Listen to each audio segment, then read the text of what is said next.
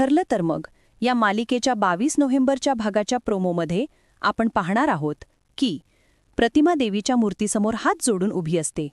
ती देवीला कळकळीने विनंती करते, देवी आई, तुझ्या कृपेमुळे मला भूतकाळातल्या जवळजवळ सगळ्या गोष्टी आठवत आहेत, पण ज्याचा मला त्रास होतोय नेमकं तेच सत्य आठवत नाहीये.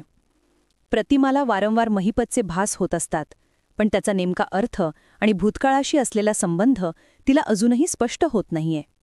दुसरीकडे साक्षीने महिपतला घरी बोलावून घेतले आहे. ती खूप पॅनिक झालेली आणि चिंतेत दिसत आहे.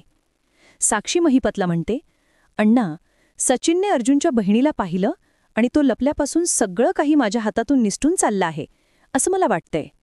महिपत तिला धीर देत म्हणतो, अगं पोरी, असं नको बोलू. तुझा बाप अजून जिवंत आहे. पण साक्षी आता शांत बसायला तयार नाही.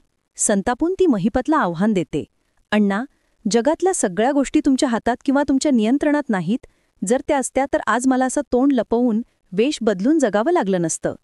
आपल्या खोलीमध्ये अर्जुन आणि सायली सदाशिव आणि मैनावती यांनी सांगितलेल्या गोष्टींवर विचारविनिमय करत असतात. अर्जुन सायलीला म्हणतो, सदाशिव आणि मैनावती यांनी सांगितलेल्या सगळ्या गोष्टी खूपच अनपेक्षित म्हणजेच अनएक्सपेक्टेड होत्या. त्यांनी सांगितलेल्या गोष्टीशी महिपतचा नेमका काय संबंध आहे?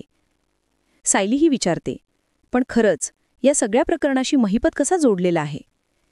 यावर विचार करून अर्जुन एक महत्त्वाचा निर्णय घेतो.